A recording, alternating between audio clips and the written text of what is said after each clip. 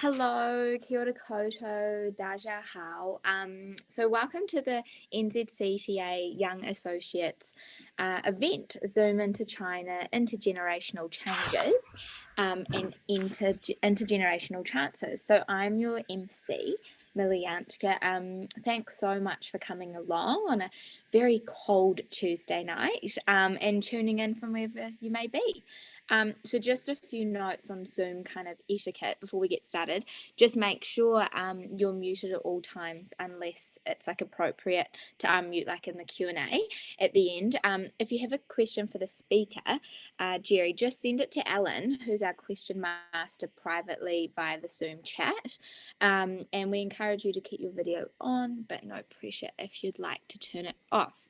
And finally, just turn it on to speaker view so you can see the most important person here. Cool. So our guest today will speak for roughly about half an hour, and then we'll have 15 minutes of audience questions, and then we'll conclude our event at about 7:30. And if you do miss anything, they're recording this and it'll be on YouTube over the next few days. So stay tuned for that. Cool. So once all that admin's got out the way, we'll just get straight into it. So China's first digital narratives of natives are coming of age, with the split between generations becoming very increasingly evident, especially through the use of social media. Join us today to find out how Gen Z, millennials, baby boomers have been differently impacted through the technology, brand consumption and more such like. And we've got an incredible speaker, Jerry Clode, and he's the founder of The Solution, and he will share brilliant insights into intergenerational changes and chances in China. So take it away, Jerry. Great, thanks so much, and welcome everyone to today's session.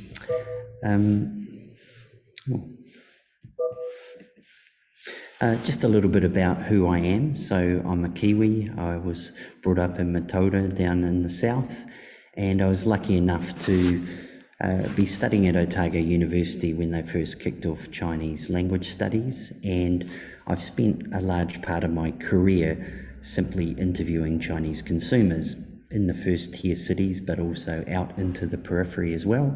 So this is a photo of me doing an ethnographic interview for one of my clients previously, Budweiser. But of course, because of the pandemic, I've had to start to do this online. So I've been using WeChat as a way to conduct virtual ethnography. And I've been surprised that it's worked very well because, of course, Chinese consumers of different ages are incredibly comfortable with using their mobile. In fact, they're more comfortable than I am, and I'm the one that's supposed to be answering the questions. So they're very happy to show me around their house and in their bedrooms, show me what products they've bought. So it's ended up being very effective. Now, the first thing I'd like to say is that, I sometimes feel a little uncomfortable reading the media in New Zealand, always talking about the political aspects of COVID. We just need to remember that it was a human event which deeply impacted people psychologically. So we really need to be thinking about China from a human perspective, not through a political lens. And I will simply keep saying that until it gets through to the highest level. So these are just some examples of some content that just show the way in which Chinese families were coping through a very difficult time, and more recently with lockdown. And I love some of the social media content I'm seeing. This is from Little Red Book, and it's Cinderella who suddenly ditches her date because, of course, she's got to go and get her nucleic acid test. Otherwise, she can't take the subway the next day to get to work. So this is people have been sort of taking it on the chin. They've been sharing what has been a very difficult time, just like we have here in Aotearoa. Now, the word that I am going to use over and over in my half an hour is one-child policy, because there have simply been massive changes, and of course the most important one is essentially the end of the one-child policy last year, where couples are allowed to have 3 children. Now, if you apply this across generations in China, it has an absolutely enormous impact. Also, something we just need to remember is that in 30 or 40 years, probably from the 1980s properly, where economic reform and opening occurred, there has just been an enormous increase in the quality of life for all citizens in China, something that has never occurred in human history. So this is a slide that I'd ask you to focus on just to get a context on the different generations in China. Now, of course, in China, people don't use Gen Z, millennial, boomer. They don't use Gen Y. They don't use these terms. They tend to just say, in what decade were you born? So you have an approximation to Gen Zs, post-zeros, and a little bit of post-90s. You have your millennials, which are kind of your post-80s and your post-90s. Then you have what we would call Gen Y, and then boomers at an older age, so sort of post-60s and beyond. But the important thing is just to have a glance across the top, because of course China has gone from a revolutionary context to one that is explosive economic growth. And the changes that have occurred across these generations have, as I mentioned, never occurred in human history before. So this is quite, the impact that this has in terms of defining generations is something that not only creates a generation gap, it creates fundamentally segmented and different generations in China. Now, what I'm going to do is talk you through some key things that I've observed. And what I've done is I've placed the decade generation, as the Chinese would describe it, in the bottom right corner. So for post-80s, which we would equivalent to early millennials, this is the first generation that has actually grown up almost like Westerners. So they have not grown up in the period of political trauma.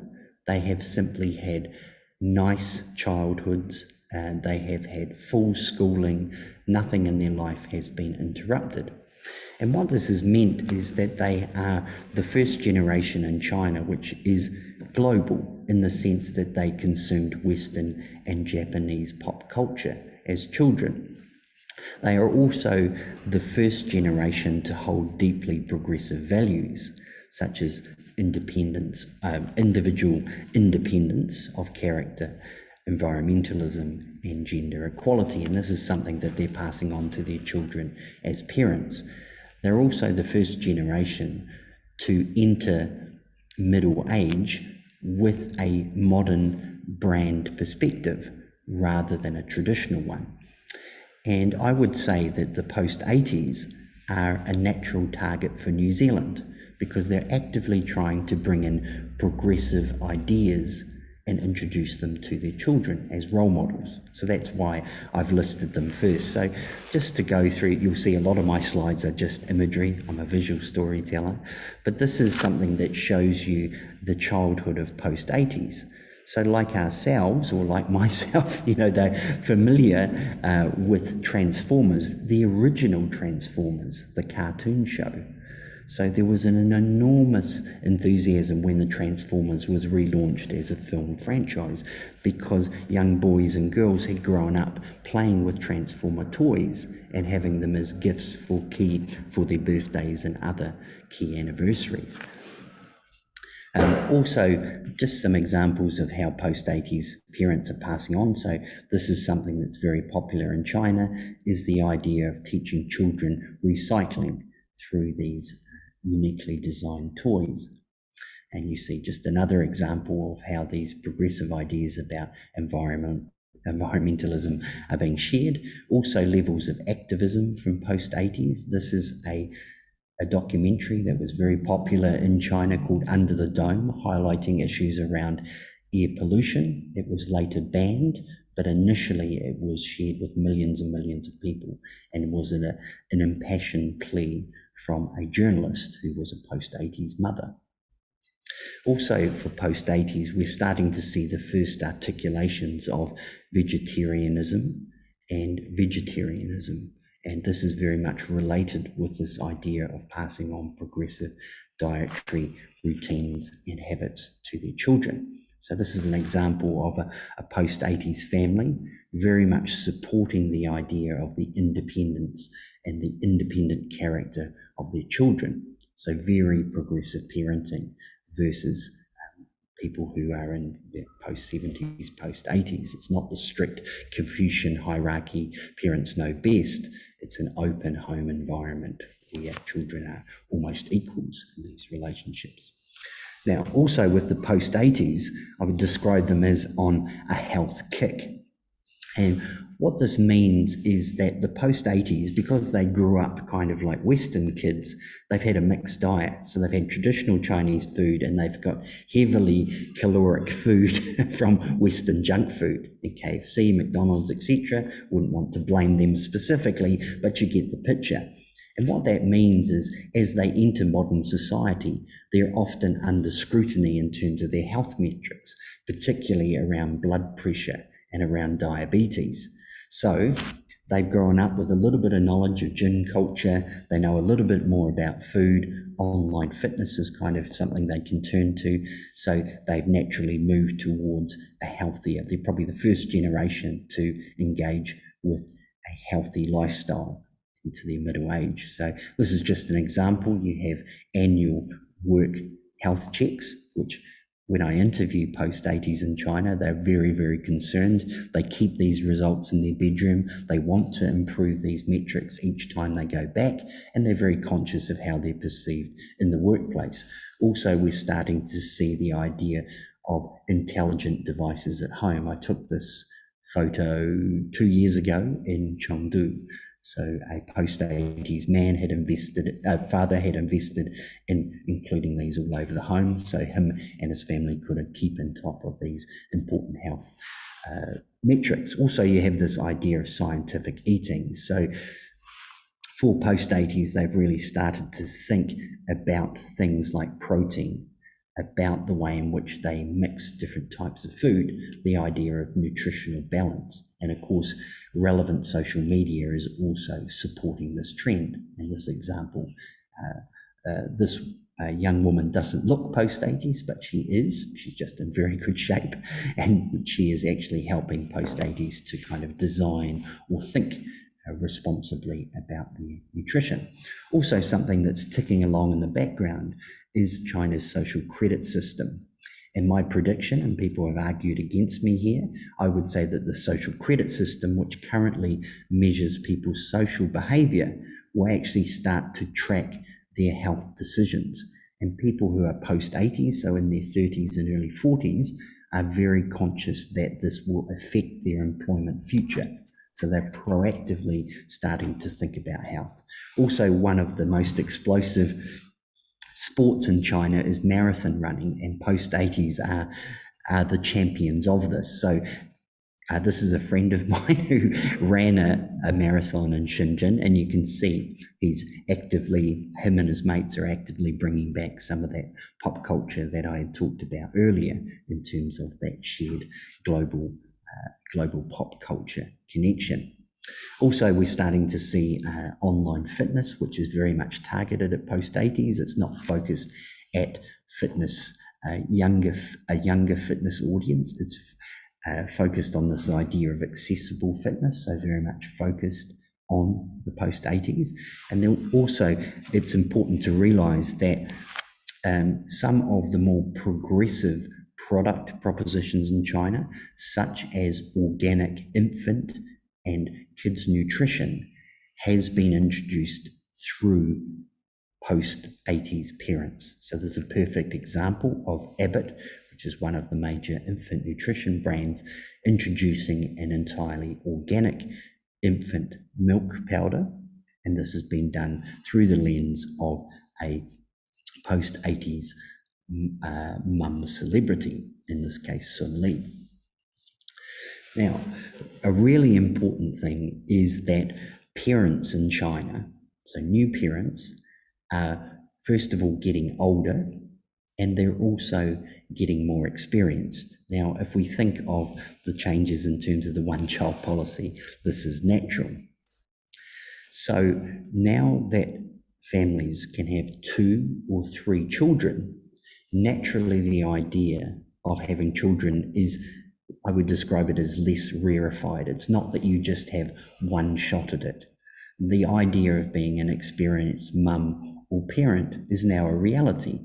So this will deeply affect the way in which Chinese parents make decisions about brands and products. They're likely to be more involved. They're likely to have more knowledge in terms of what is right for their children. And they'll be interested in introducing consistent brand and product choices for their children. They're not going to try something for their first child and then do something completely different for their second child. So essentially the hype will be removed from these categories. Two things driving this is that the marriage age in China is steadily moving up, and then a conscious decision by parents to have children later after they've established both of their careers. So this would take marriage from late 20s into early 30s, if not mid 30s, for urban professionals. Now you can see that creates a fundamentally different lens in terms of parenting. Also, people are asking, okay, now that there is no one-child policy, does that necessarily mean that families will be having 2 and 3 children? It's kind of out of their hand because the government will be very proactive in encouraging this. So you can see here historically that there has been quite strong, there have been consistency in birth rate, and the pandemic has introduced a trough. Now already the Chinese government has been incentivizing infant formula brands to give infant formula for free for parents having second and third children.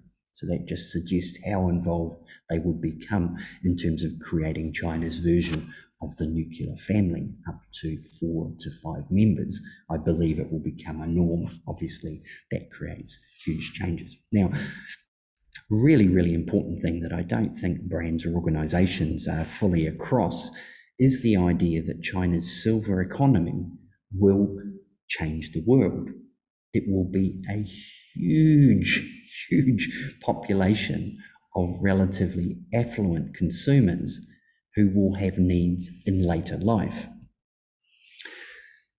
So what has happened is, because in the 50s and 60s, the Chinese government had promoted population growth and then all of a sudden had decided to commit to the one-child policy, you have an acutely aging society. So when you look at the aging pyramids, they have a skinny bottom and a heavy top. Now that can create serious challenges for a society, but from the position of marketing, it also creates a massive opportunity. Now the thing is, as Chinese citizens become older, they are actually, as I've mentioned, affluent, but most importantly, they are very independent. So far more than traditional Chinese society. Like many societies globally, the idea of what later life means is being fundamentally transformed by society itself and also technology. And the thing is that just the sheer amount of people that will be part of the silver population in China means that it will become a major focus for both Chinese and international brands, creating what I would say are additional opportunities for New Zealand brands. So this is basically how the numbers you're looking at are the population aged over 65, and this is a percentage that's going up, and that is absolutely massive when it's getting up to 25%. It is already at 23% for major cities such as Shanghai, and it's a key part of government planning. You can see here, just in terms of how this is projected in terms of our age pyramids, you can see that probably you wouldn't have seen anything like this in human history before. Now, it's interesting that brands have already started this, and you can see that the way in which Chinese marketing is moving is very much focused on this idea of an active later life. So in this case, using a particular gaming context to essentially inspire their audience. Move Free, this is an ad for Move Free, which is a supplement focused on joint health. Also, one of the things that has surprised me is in key areas where New Zealand brands could be active in terms of nutritional protein, milk powder, whey, etc., the market is still very undeveloped. So this is Mengniu, which is one of the leading dairy companies in China, and still you can see the communication is still quite simple. There's nothing particularly dedicated about these propositions in terms of product. So I feel that if New Zealand could look at this opportunity almost with singular focus, we could be creating products that almost dominate that particular sector. Now, the key thing for Gen Z, so I call them Gen Z here, which are kind of growing up post OOs, which we'd call them, so born after the year 2000. The key thing is that they are, from my interviews, they are the first Chinese generation that is truly global. And maybe post-90s and post-80s would say, hey, come on, Jerry, that's a bit rough. We're pretty global. I'd say, well, you kind of are. You're a little bit awkward. And that will probably end our conversation.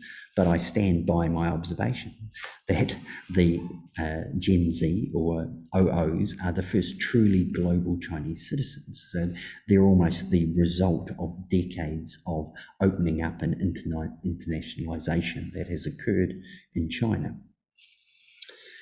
So one of the key things is that the post-00 or China Gen Z is global, but it's not Western. So if you look at the media diet of post-00s, it is Japanese, Korean, American, generic Western. It's what I would describe as postmodern and progressive, and I'll explain that in a moment.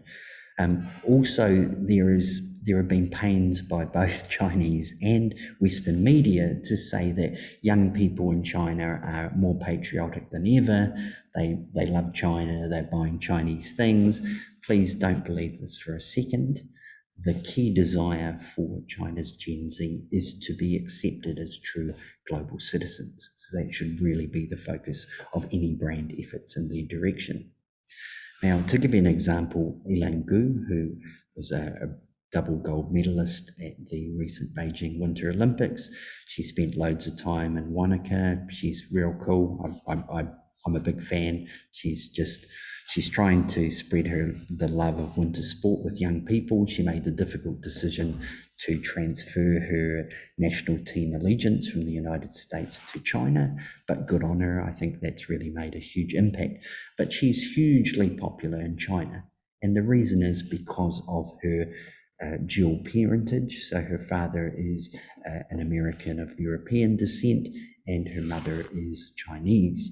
And people see this idea of a truly global person who is culturally Chinese. She's incredibly proud of her Chinese culture. She speaks Chinese. She does everything to be both Chinese and American. And that explains, the huge appeal. And when I say huge appeal, the amount of brand ambassadorships that Elaine has taken on recently is just enormous. But you can see this is deeply aspirational as a true global citizen here for Louis Vuitton LV.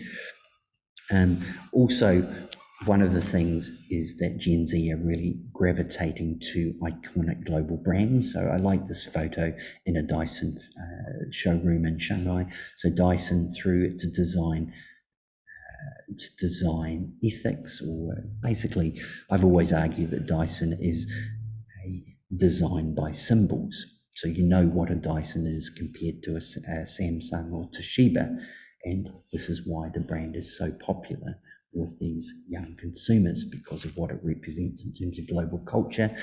The thing is, why are there so many Starbucks in China? It is because Starbucks has done a brilliant job at engaging China's Gen Z in terms of the idea of what represents a global lifestyle locally.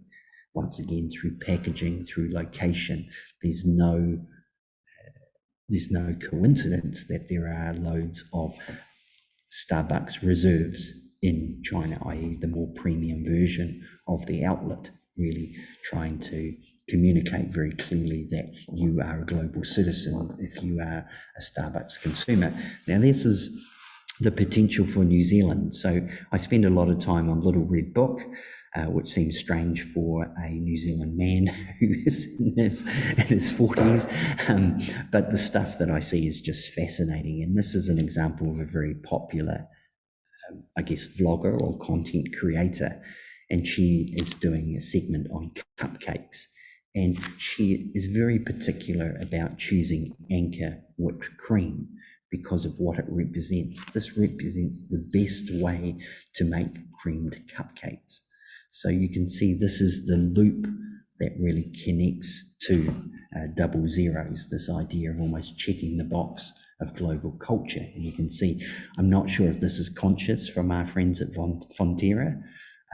If it is, kudos, but I feel this is accidental. But you can see the potential for New Zealand to play in this space.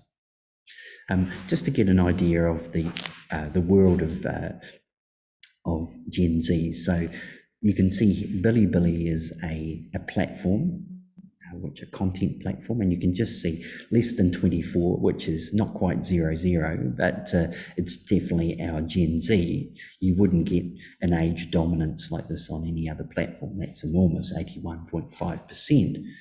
And then this is the type of thing you see. You'll see endless kind of chat going over the content.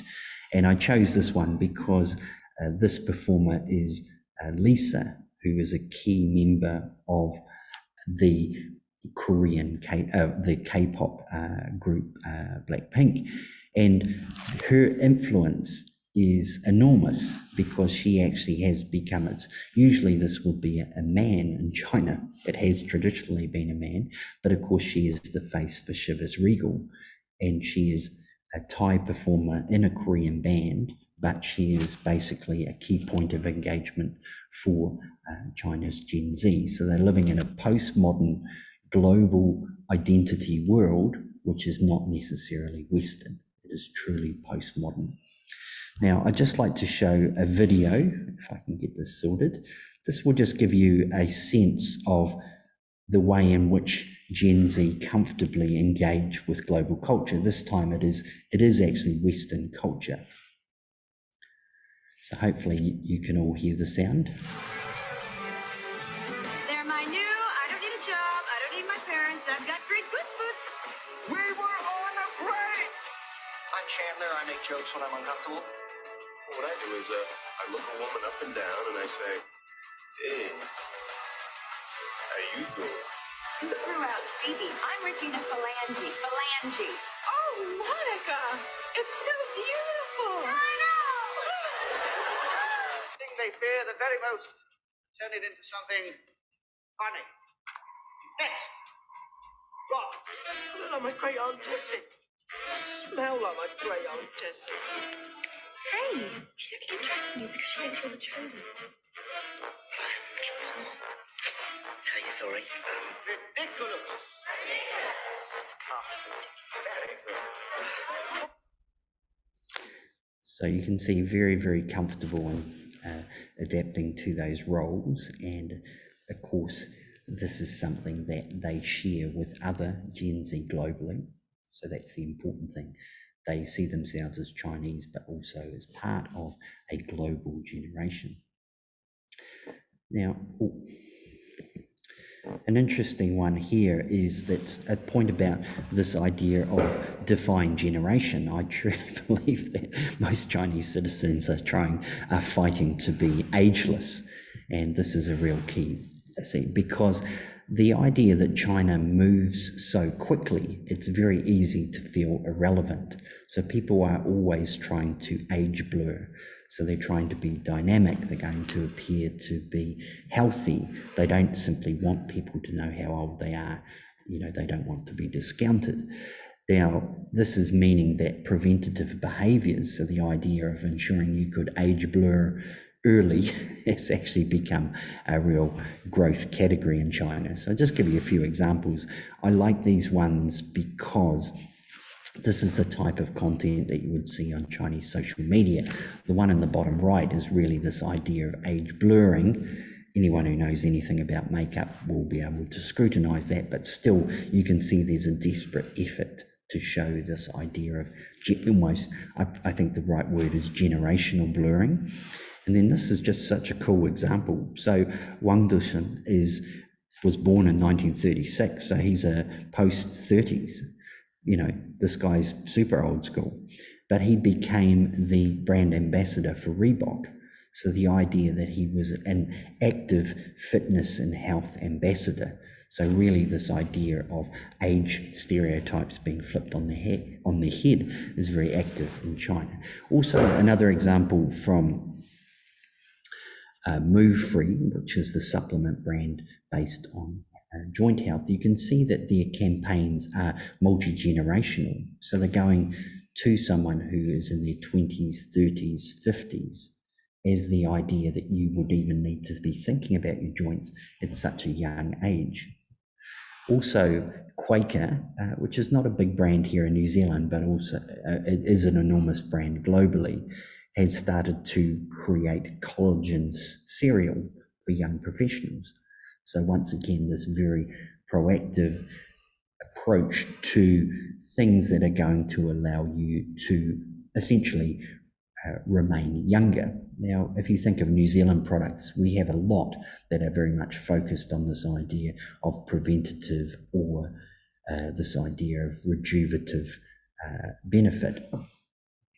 Now, another thing with the post-90s, so these are kind of your early millennials.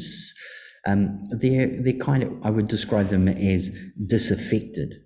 So they're not as happy as the post-80s. They didn't really gain from all this wonderful development. They feel they're kind of a rock and a hard place, stuck between two different things. The thing is that there is intense competition. They're also being heavily scrutinized by their parents, and the amount of hours that they have to work are enormous. So the idea of the 996, so it's 9 to 9, 6 days a week. So they just have a lot of pressure. So this tends to mean that post-90s gravitate towards brands and products that either allow them to escape or give them a bit of a booster, so a bit of a lift up in terms of their life. But you can see some of these terms, so clumping really means this idea of being flattened by society. So you just absolutely, the pressure on you is far too much that you just can't bear it. Also, a newer term, bailan, is really interesting. It was first used in Bath. It means basically if you're seasoned. So if any one of you know rugby league, the Warriors often do this bailan. So they have a really bad start to the season and they just keep playing but not really caring because they can't make the playoffs. So that's kind of the way in which the post-90s describe their lifestyle. And then you see a lot of content like this. So love is difficult, communication because people don't have enough time, so much dependence on social media. Then you have the idea of constantly being criticized by your parents and even your grandparents in terms of your moral compass and what you're doing, what you're achieving. Also content like this, so in terms of Chinese, this is resigning before, everything's bright, bling bling, happy happy, and then if you manage to resign or get fired, then basically your entire world falls down. So this is a way in which post-90s are dealing with that incredible pressure. There's another example. So on the right, this is kind of a sarcastic idea of the perfect worker. And of course, no one can live up to that in terms of what they do, their conduct. And then on the left is a comment about bailan culture, which means that to be truly bailan, you must sleep for at least 10 hours a day and make sure that your step count doesn't go over 500.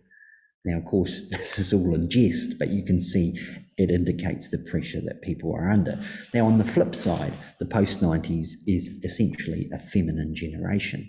So this is where the key reason for this is that after many years of the one-child policy, people gave up the idea that they should treat sons and daughters differently. So the post-90s have been raised as prodigal sons, same access to education, which, they have dominated in terms of results and scores.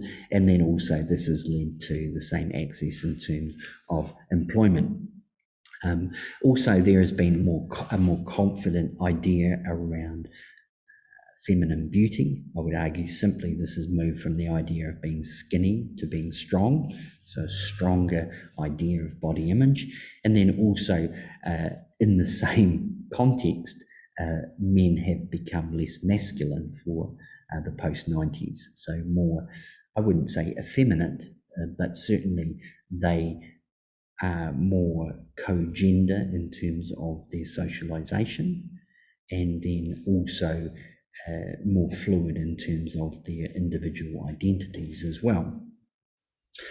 So this is really where feminism has come full circle in China, and we're starting to see it in terms of entrepreneurship. So some of the key leaders of China's blockchain leadership have been very young female entrepreneurs such as Xu Ke.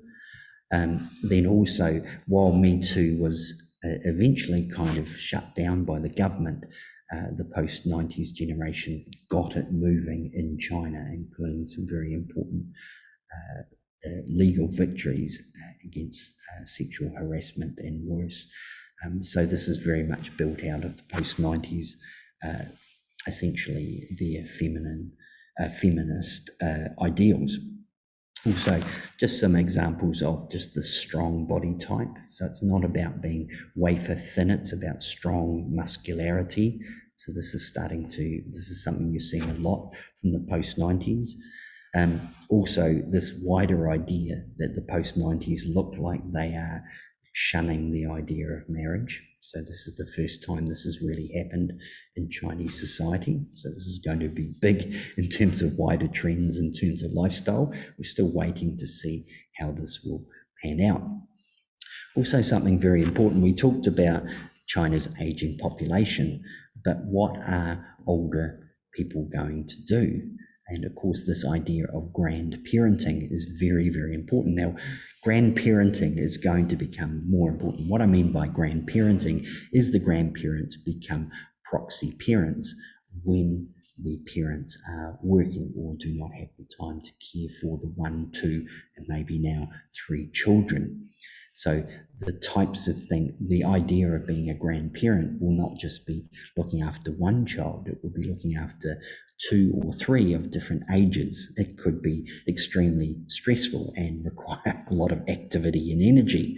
So we can expect that families will invest proactively in ensuring that their own parents are healthy, that they have the right nutrition, that they have the energy to be able to perform this important social role. So just to give you an idea of some of the images, so you can see it's not one grandparent with one child, it potentially is one grandparent with a lot of children.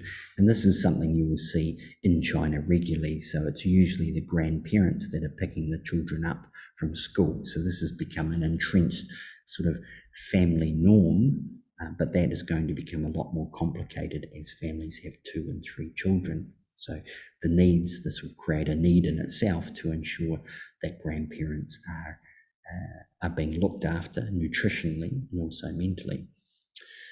Also, just a point on the post-60s, so we would say they're about, I would say, early boomers. It's probably the way we would talk about it. The thing is that they became extremely wealthy in China because of the property boom. So a lot of people are sitting on 2 or 3 extremely expensive properties in major cities, and it means they have dispensable income to really enjoy their life. So focus on cultural enrichment, so they're not as global as other generations, but they want to kind of catch up. So this means a lot of tourism, it means premium imported consumption like wine and like seafood, different things from different countries. And in potentially a period where the economy will sort of fluctuate, Arguably, this is a very stable demographic because they already have wealth that they've acquired and they're able to liquidate this in terms of consumption, enjoying their life. So once again, I would say post-80s and post-60s are a very good target for New Zealand brands and businesses. So this is a great example. This was actually a campaign. So the two individuals are very famous, but it gives you the idea of a particular wave or a specific dedicated type of tourism to New Zealand, which is very much in line with our more elitist approach, which is bringing people in that are going to spend a certain amount of money or are going to engage with certain activities. So there is a consistency there in terms of how we would reboot tourism in the future. And just the last point, so I'm almost on time, I might run a little bit over, but for post-90s men, there's a generational insight here that there are not enough women. Now, why is this? Because unfortunately tragically in the one-child policy, that there was a preference for sons, and that has been consistent throughout. So there have been horrific ways in which that has been managed. There have also been scientific ways that people have determined sex. But what it means is there has been a disproportionate gender imbalance across the generations that were born under the one-child policy. So this means that in the context of trying to impress, so there's still a lot of pressure on young men to marry in their 20s or early 30s, and the thing is that this creates almost a psychological need to in terms of products around male beauty and body image. So this just gives you an idea how consistent this gender imbalance has been. So that is very, very high if you compare across different natures. It's unique to China because of the effect of the one-child policy. But that just means that for every 120 guys, there's only 100 women. So obviously, put simply, that's a shortage of brides. And then we see an explosion in terms of male beauty, which has accelerated like it has not accelerated in other markets. Then also we have demand for things that will improve body image. So here, whey protein, which is obviously very relevant for New Zealand brands and producers, and also brands wanting to create new products for the market. And then something I've noticed from the last interviews is just the amount of investment that young men are placing into supplements in their own health. So this is an example of a young man in Shanghai who would consume all of these every day, and this is not the total. I did not manage to take photos of all of the supplements that he had purchased. So just in summary, and hopefully this will help you formulate some questions, which I'd be happy to answer. If we look at silvers first, there's definitely demands for fortified nutrition, comprehensive nutrition, which would help with obviously the life of the silvers themselves, but also that role that they have as proxy parents. And also that would lead to certain types of packaging a certain way, because it's not always going to be the silvers buying products for themselves, it's going to be other family members. As I mentioned, for post-60s, there's going to be a real focus on premium food, beverage, travel. So this is something we almost, as a country, need to focus on as a specific demographic. Post-70s are really trying to remain relevant in a very competitive, tech-driven society. So they're going to be spending a lot on preventative health. They're going to be spending a lot on this idea of maintaining energy. So even areas of improving their sleep would be, for supplement brands, etc., is an important area for this demographic. Post-80s, the real focus for post-80s is many of them, or most of them, will be parents, and they will desperately trying to introduce global norms to their children. So don't just think of your product as something that is eaten or used or experienced. Think of your product as a context for learning, and I use a big word here, acculturalization, because that is what the post-80s are trying to achieve. Post-90s, they're kind of caught in the middle. You can see there is strong levels of feminism, but there's also kind of this kind of sad, oh my God, we have to work so hard, no one appreciates us, no one understands us. So in terms of products that are targeted towards them, it's really this idea of providing them with a boost, a level of inspiration, a pillar to help them kind of navigate through what is a quite stressful and competitive world.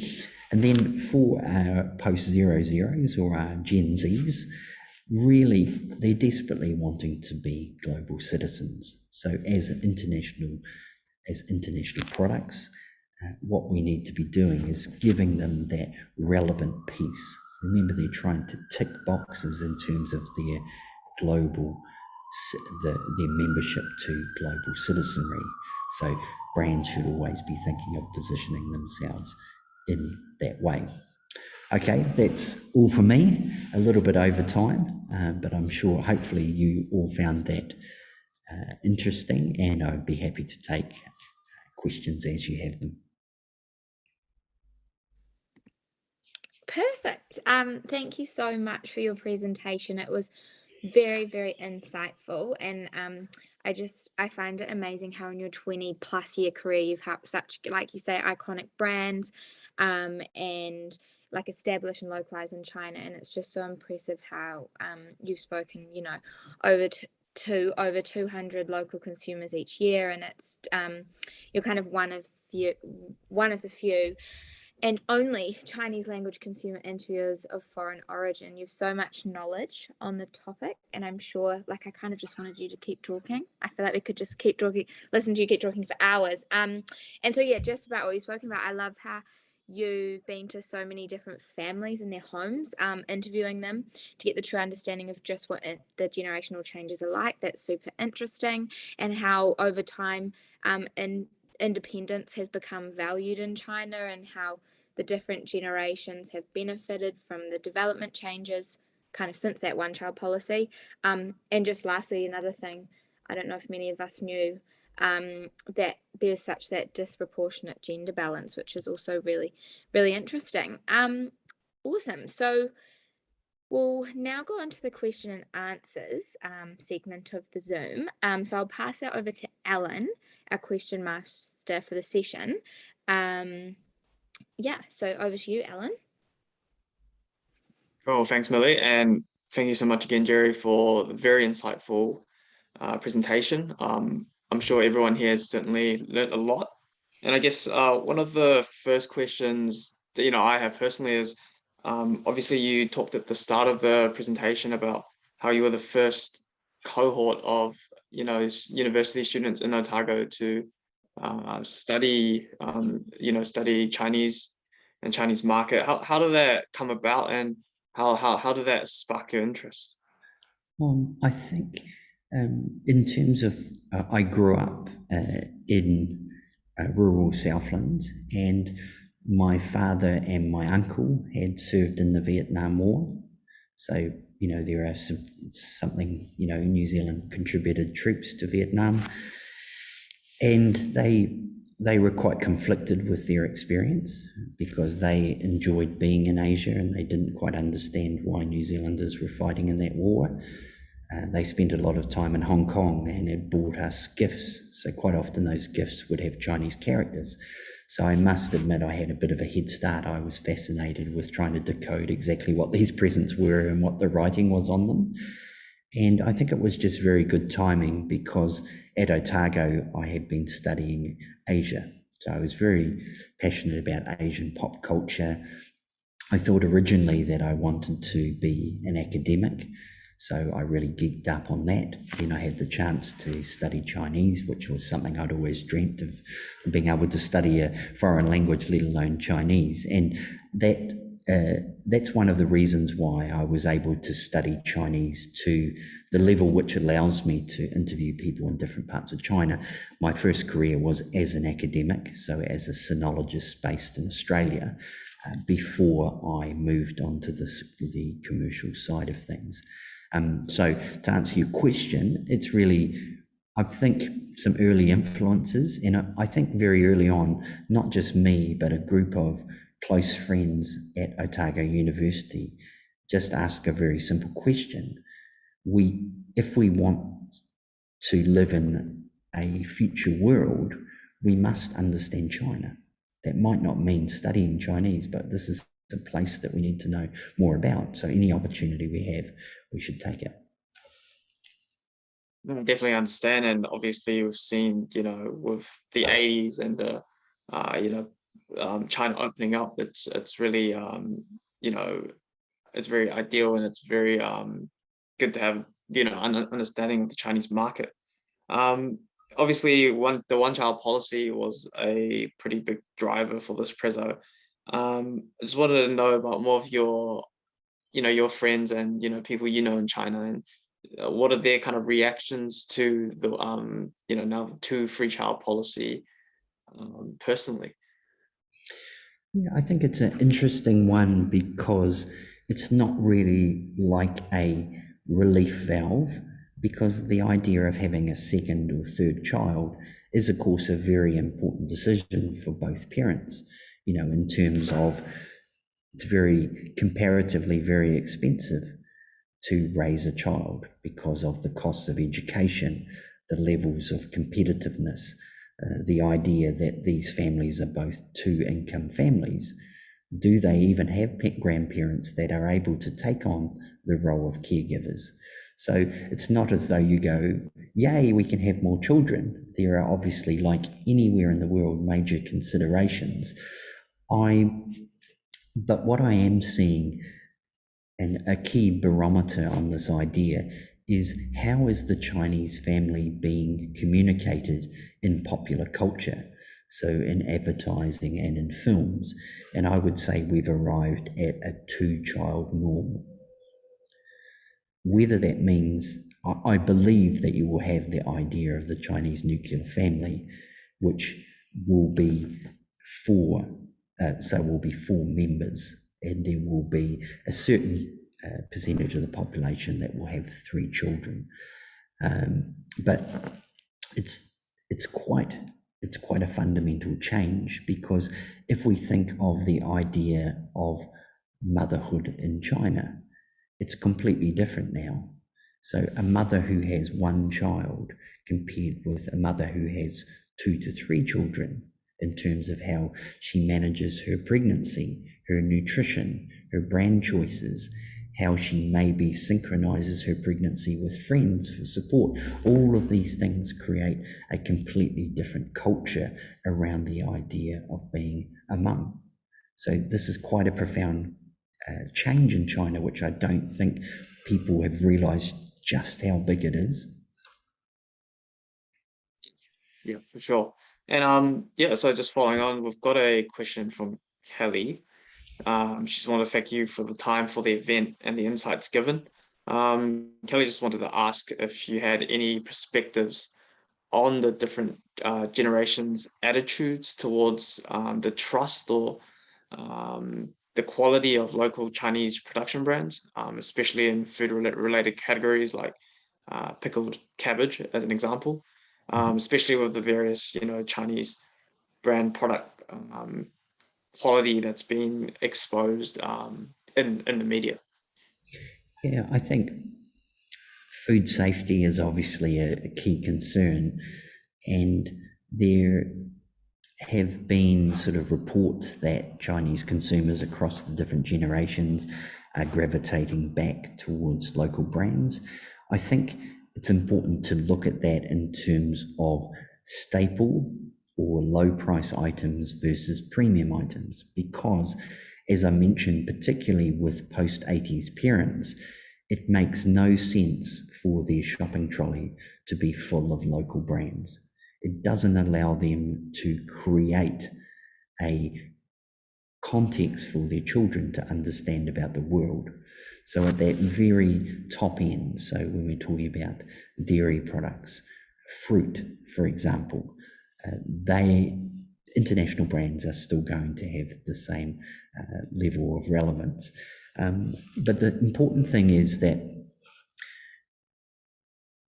there has been a substantial consolidation of brands in China. So these are brands that probably ostensibly have received support from the government to build themselves up into major multinationals. So a lot of Chinese brands are now exporting to the rest of Asia, to the rest of the world. So these are genuinely world-leading organizations.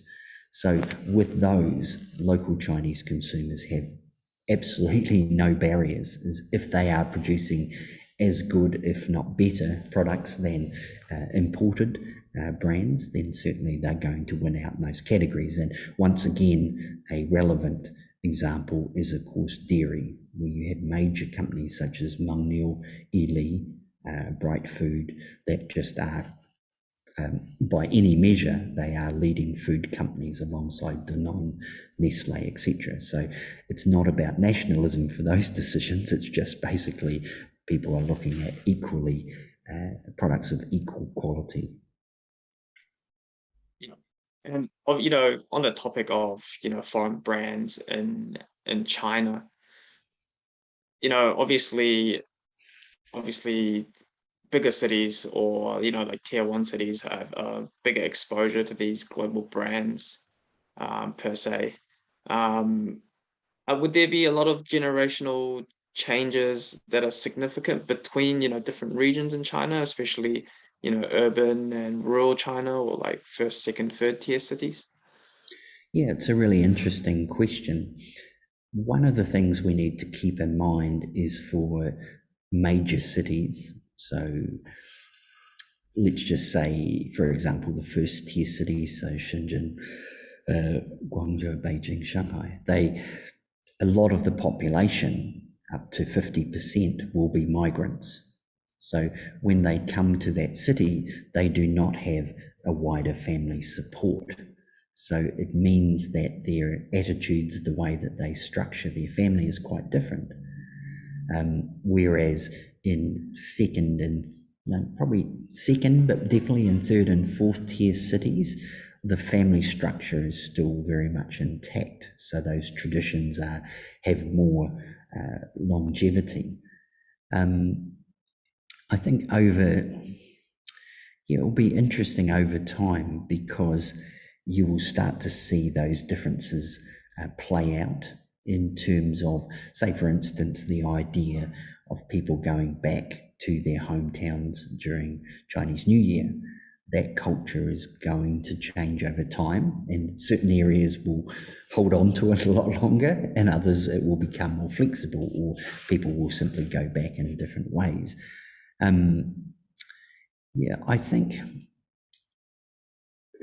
I've always been fascinated by a particular area in China, which is Sichuan and Chongqing, because I believe that maybe what is happening in those two cities will actually become a model for second and third tier cities, rather than what is happening in Shanghai and Beijing, because Sichuan and Chongqing, very, very modern, but still arguably a lot more traditional. So they have maintained a balance between internationalism and Chinese values, which I think is much more comfortable for cities that are moving to that stage of development. But as we'll have to see how that plays out. But that would be my guess of how cities try to structure themselves, and how I think people will look for exemplars or models in which they organise their own families or their own lifestyles. Yeah, for sure. And obviously, as you mentioned, those cultural norms, Chinese New Year and things like that, how they could potentially change with the future generation. What do you think, like the people in post 90s that are shaping up and growing into global citizens, how they trying to retain that national identity and those cultural pillars, because obviously, the government has, kind of, put out there, the Chinese dream, and like, how do you think that kind of Chinese dream also plays out and maybe what are your predictions on how it will change over time because of global culture? Yeah, I think probably for the post noughts, they will be the first generation where China is a genuine global power. So the idea of being Chinese is not in any way in conflict with the idea of being a global citizen. They are one and the same thing. It's almost like Americans in the 1950s and 1960s, as they travelled more, they studied more broadly. The idea of Chinese companies being more global. So the idea of being placed, getting a job in New Zealand or Singapore or America is going to become more common as Chinese companies expand internationally. The thing is that we have to remember that Chinese culture has been continuous for 5,000 years. And the one thing that creates a dissolution, if I don't want to get too academic here, but the dissolution of culture is the biggest force for that has been colonialism. And of course, China has never been colonized. There have been levels of colonial rule in Shanghai over a period, but China has never been colonized by a foreign power. So there is an incredible continuity of culture.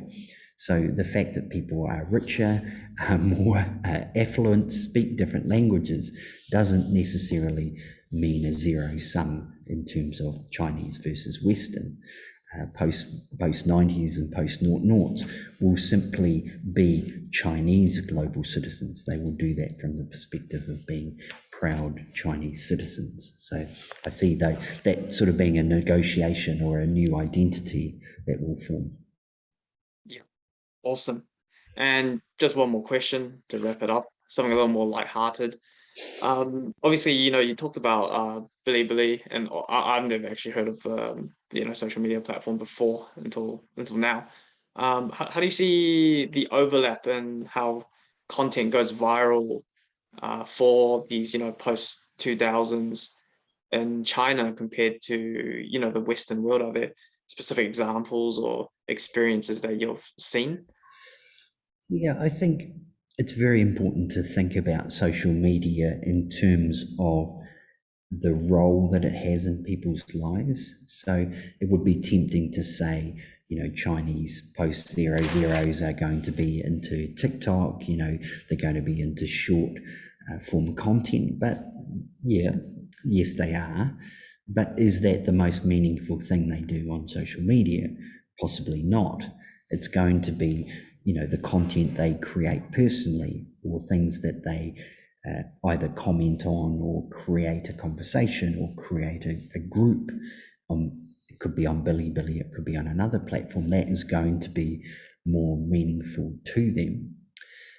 If we had another 50 minutes, I would be able to explain how the digital profiles for each of these generations are completely different, even when they're using the same platform. So to give you an example, the post-80s, post-70s and post-60s would all be very heavily dependent on WeChat, but they would use the WeChat in a completely different way. It would be almost to ask someone in their mid-20s in New Zealand versus someone in their mid-50s how they use Facebook. It's a different way of doing it. One misunderstanding that I think international businesses have of China is that the idea of social media behavior dependence or interdependence is frivolous. So the idea that it is not academic, that it is not engaged, that it is not about real friendships, it's very important for people to look at it in terms of the role that it plays in people's lives. it's almost impossible not to be on your phone all the time in China. It's almost a social norm in itself. It's not that people are addicted to their phones. It's just simply that's what you do in a high-paced, extremely competitive society. So, yeah, I think just you need to always look at the social role of technology in people's lives, because as a marketer, that is how you're going to create relevance. Cool. Awesome. Thank you so much, Jerry, for answering some of our questions today. And I'll just pass it back to Millie to wrap up the webinar. Okay, thank you. Thank you. Perfect. Thank you so much. Thanks for those very thought-provoking questions and answers. So thank you so much to Jerry for taking time out of your day, evening to attend this Zoom. And I'm sure we've all had lots of takeaways from everything that was in this presentation. So if you'd like to be in the loop and be the first to know about our next events, just follow us on all our social medias, so LinkedIn, Instagram, Facebook, WeChat, and sign up for Patreon, which is less than $3 US a month, and then you can be first to hear about all our exciting things coming up. So thanks everyone for coming today, and keep an eye out for all our future events we have lined up for the rest of the year. Thank you so much.